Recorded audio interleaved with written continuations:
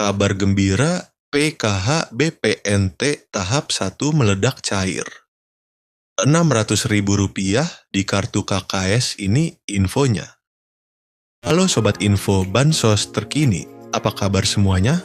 Semoga selalu sehat dan dimudahkan segala urusannya. Kembali lagi di channel ini, tempatnya kita berbagi informasi terbaru dan terpercaya seputar bantuan sosial dari pemerintah. Nah, di video kali ini saya akan menyampaikan kabar gembira. Karena tepat hari ini, Februari 2026, ada banyak sekali bantuan sosial yang cair untuk masyarakat penerima manfaat. Jadi, silakan disimak baik-baik, jangan sampai ketinggalan informasinya. Pertama, program Keluarga Harapan PKH. PKH kembali dicairkan untuk berbagai kategori. Mulai dari ibu hamil, balita usia 0 sampai 6 tahun, lansia di atas 60 tahun, penyandang disabilitas berat, hingga anak-anak sekolah dari tingkat SD, SMP, sampai SMA. Nominal bantuannya tentu berbeda-beda sesuai dengan komponen masing-masing keluarga. Pastikan dicek melalui buku tabungan atau ATM di Bank Himbara, yaitu BRI, BNI, Mandiri, maupun BTN. Kedua, bantuan pangan non-tunai, BPNT, atau kartu sembako. Untuk penerima BPNT, saldo sudah mulai masuk dan bisa dibelanjakan melalui e-warung atau agen yang sudah ditunjuk. Bantuan ini biasanya berupa saldo senilai Rp200.000 setiap bulan untuk memenuhi kebutuhan pangan pokok seperti beras, telur, dan bahan pokok lainnya. Ketiga, bantuan langsung, tunai dana desa. Beberapa desa sudah menyalurkan BLTDD tahap bulan Februari. Jadi bagi keluarga penerima manfaat di tingkat desa, segera konfirmasi ke kantor desa atau cek informasi dari perangkat desa setempat. BLT ini diberikan untuk membantu meringankan kebutuhan hidup sehari-hari, terutama bagi keluarga yang masuk kategori miskin dan rentan. Keempat, bansos pangan beras 10 kg. Selain bantuan tunai, ada juga bansos beras 10 kg dan minyak 2 liter yang disalurkan melalui Bulog. Beberapa wilayah sudah menerima distribusi langsung, baik diambil melalui kantor desa, kantor kelurahan, atau diantar ke rumah masing-masing penerima. Nah, sobat semua, itu tadi beberapa bantuan sosial yang cair di bulan Februari 2026 ini.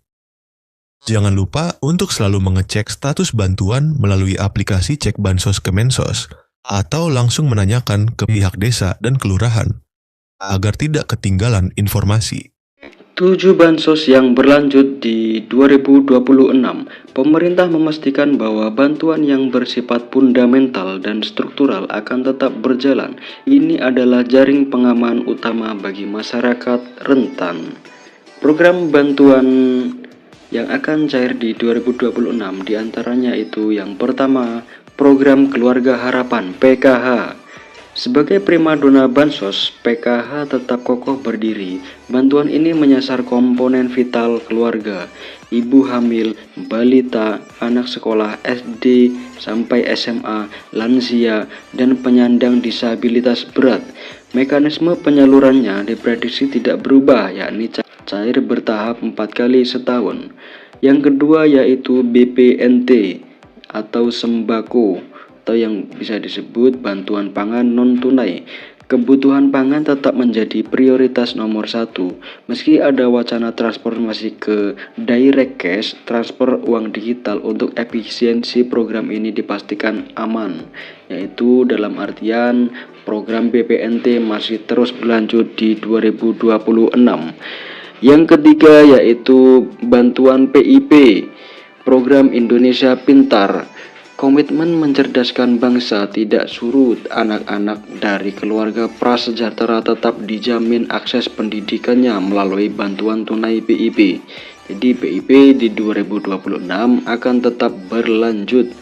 Yang keempat yaitu PBI-JKN atau Kartu Indonesia Sehat gratis dari pemerintah.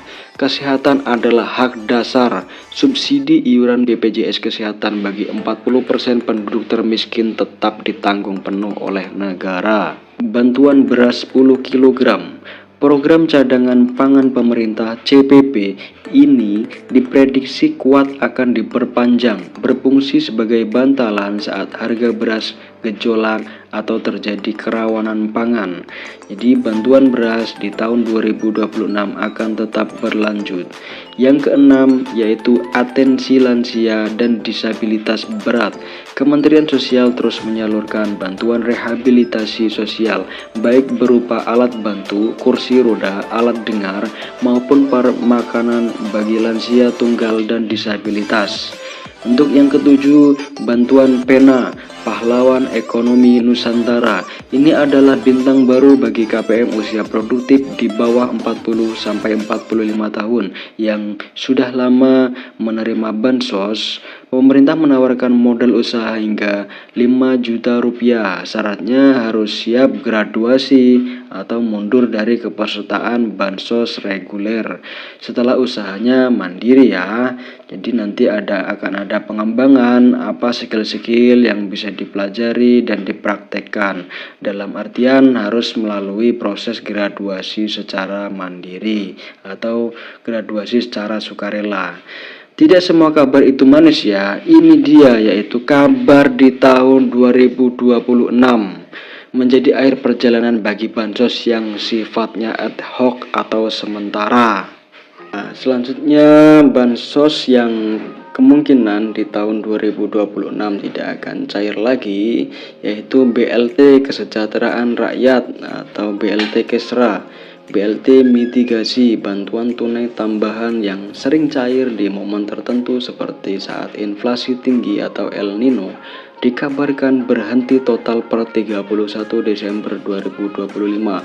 Sifatnya yang fleksibel dan temporer membuat program ini tidak masuk dalam anggaran rutin jangka panjang 2026.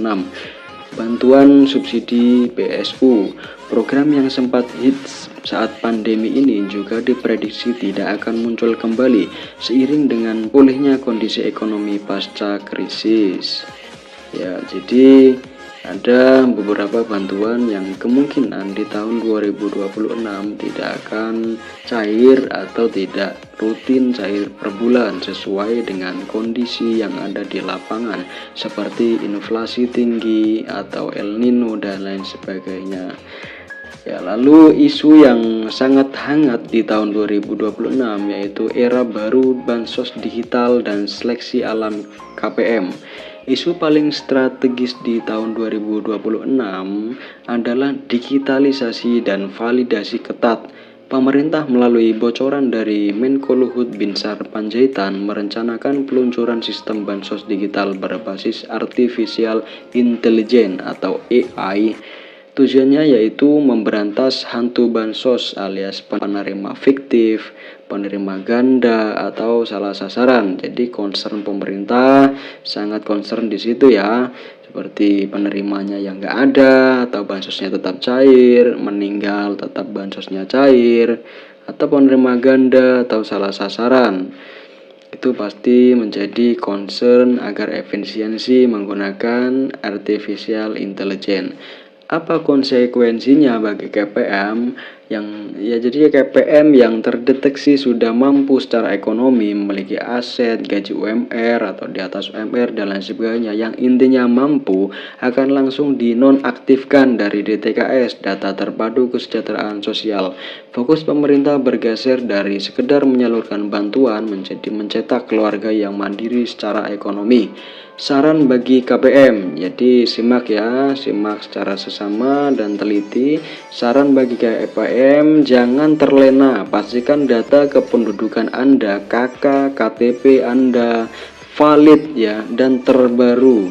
Jadi ketika ada perubahan apapun itu disampaikan ke Dispenduk, datanya itu harus yang valid dan terbaru. Bagi yang masih muda dan produktif, manfaatkan program Pena untuk memulai usaha. Jadi bantuan itu bukan gaji ya sobat bansos semuanya. Jadi jangan terlalu mengandalkan bantuan sosial dari pemerintah. Gunakanlah bantuan sosial itu untuk produktivitas Anda, membantu ekonomi Anda, membantu usaha Anda agar Anda berkembang dan usaha Anda juga berkembang, dan nantinya ekonomi Anda juga berkembang dan stabil. Karena di masa depan bansos tunai murni akan semakin diperketat seleksinya. Jadi tidak semua orang serta-merta gampang untuk menerima bansos ini. Ya, mungkin itu saja pembahasan dari saya. Jika pembahasan saya kurang jelas atau sobat semua ada pertanyaan yang seputar bansos, saya selalu terbuka. Ya mungkin itu saja dari saya. Kurang lebihnya mohon maaf apabila ada kata-kata yang kurang berkenan. Dari saya, wassalamualaikum warahmatullahi wabarakatuh. Salam sejahtera, salam tepat sasaran.